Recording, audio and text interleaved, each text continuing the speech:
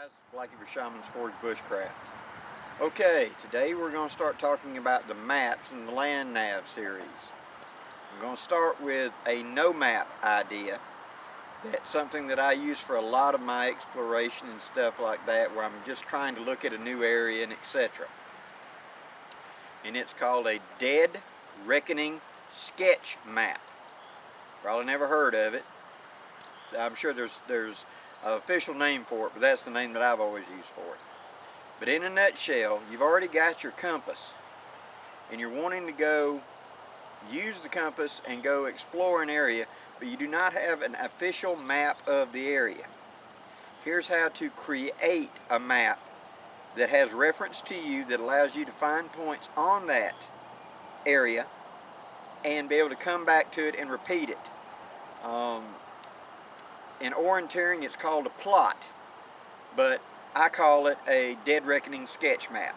Hold on, let me reset the camera and I'll show you how to make one. Stay with me, be right back. Now I'm going to recreate a map from memory from something that I've already dealt with, a place that I've already explored. A friend of mine had a large hunk of land that's probably about 1,500 acres long by 600 acres wide, and I went to explore it. Now this is the type of sketch map I made up.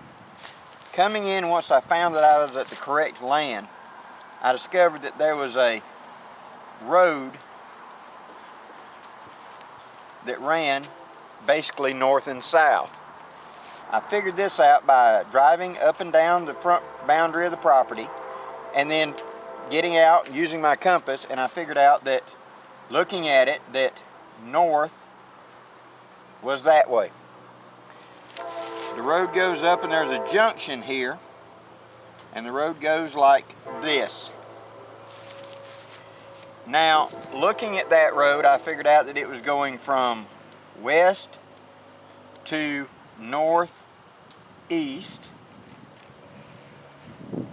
Driving down that road, I got to the back boundary and I could see where this was where all the timber had been cut in a large timber holding, and there was a small road that went along the edge. I then drove along to the front edge of the boundary and discovered that this edge was a pasture, and then it turned into agricultural fields. Now, what I have just done is created all four walls of my target area. I know that this wall is running north and south. I know this top wall is running along the top boundary and it's running west to northeast. I know my back wall is a fence line, and beyond that is a great big change in topography. It becomes that stubble and down timber. And on the southern end down here, I have cow pasture and agricultural fields. Now my target zone is sort of boxed. Now, here on this road, I'm parking my car about here. This is a remnant of an old homestead right here just across the road, and so I parked my car here. In observation, I noticed that across the front end of this land, at a fairly regular interval, there are telephone poles where power lines are going. So that's like markers to me. Now I want to explore this area. This tells me that I have boxed it and I can maneuver around. Stay with me, I'll be right back with you. Now what this sketch map gives me, it gives me my four walls. So I can go into this area and I can explore. Should I become completely disoriented, all I have to do is walk in a straight line until I hit one of the walls and step out. So I can then just walk around to where my car is. But I want to navigate in here a little bit. I'm going to utilize Dead Reckoning. So for a starting point, notice all those telephone poles I marked along there? I'm going to use them for a starting point. So I counted in about 5 telephone poles, and that is my starting point. And so, right here on this map, we're going to say that this one is the actual. I'm going to start with that, and that's my starting point. Now I'm going to go in here. Yeah, this is where you can see it. And I'm going to explore by walking straight across it, since this is how it's actually orientated. I'm going to walk in a line that's, whoo, here comes the wind, about like a 270. Just walk across, and that way I can see about 40-50 yards on either side. Now as I walk across in this dead reckoning, I'm carrying my compass, but all I'm doing is I've got a starting point back there. And I'm walking straight across, and I'm looking at the topography. Let's say I find something. I get out in there and I go, hey, here's an old chimney, you know. I figure out the first time I walk all the way across roughly how long it takes. Now you can judge distance 2 ways, a pace count or time. For this, we're going to use time, because we're going to get into pace count in the later edition of this when I tell you how to do real map navigation. But for right now, for this dead reckoning, I'm going to use time. I know I left that telephone pole. I was going on a heading of, let's say, 270, and I went in there and I walked in, I don't know exactly how long, and I find this, whatever this is, and I like it, and I want to come back to this. Maybe it's a fishing hole, maybe it'd be a great place for a deer stand, maybe it's some place that I would want to come back to for a camping spot, whatever. I turn around, I take my compass, and I face back to my starting point. 180 degrees opposite of what I started. So if I'm using it north and south, I'm on one side, I go to a 90 degree, I set my dial to 90, I turn around, I put the needle in the doghouse, and I walk back to that road, noting the time. When I come out on the road, let's say it's 15 minutes, and I actually emerge between number 4 and number 5 telephone pole. Okay? I put down a marker.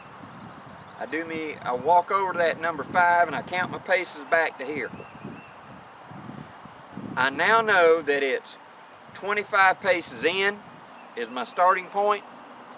From that pole to right here, the heading is 270, and that it's 15 minutes walking that way to get to it. See what I'm saying?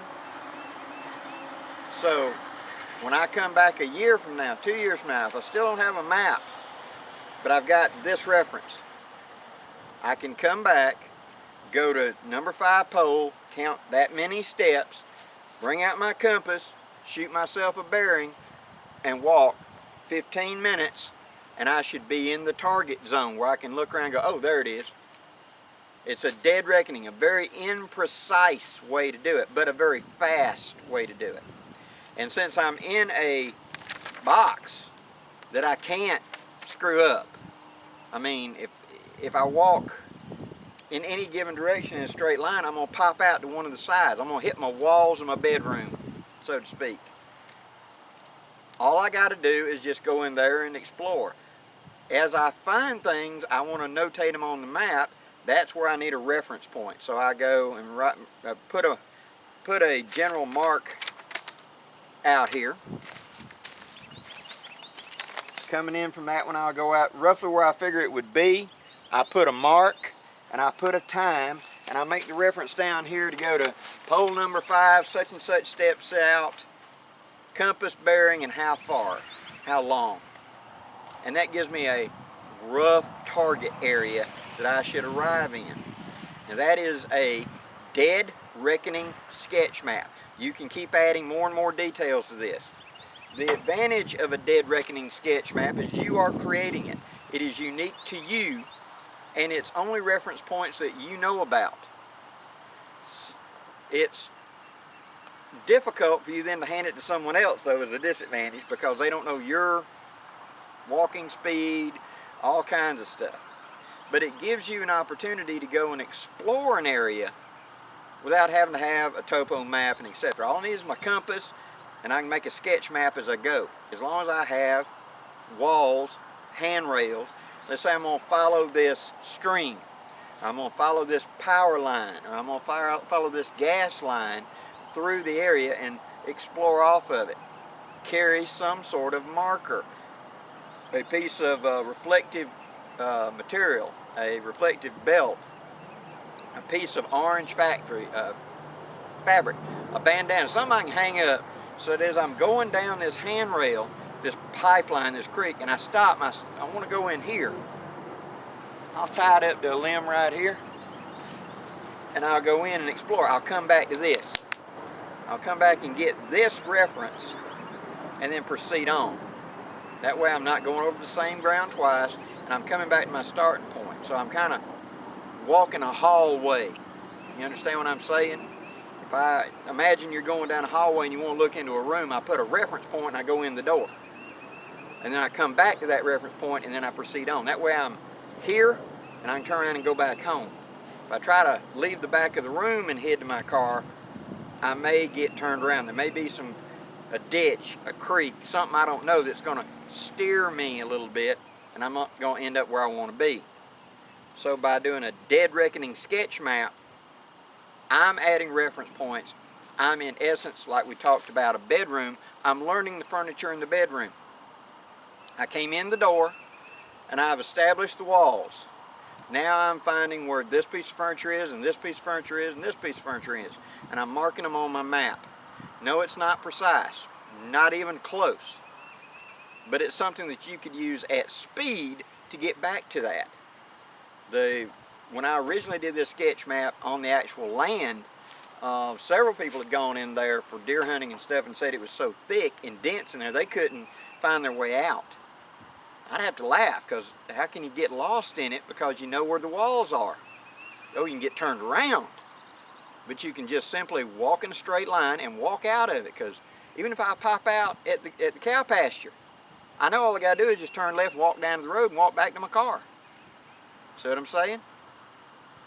A dead reckoning sketch map helps you understand the lay of the land, and it helps you build confidence in your ability to navigate out in the wilderness.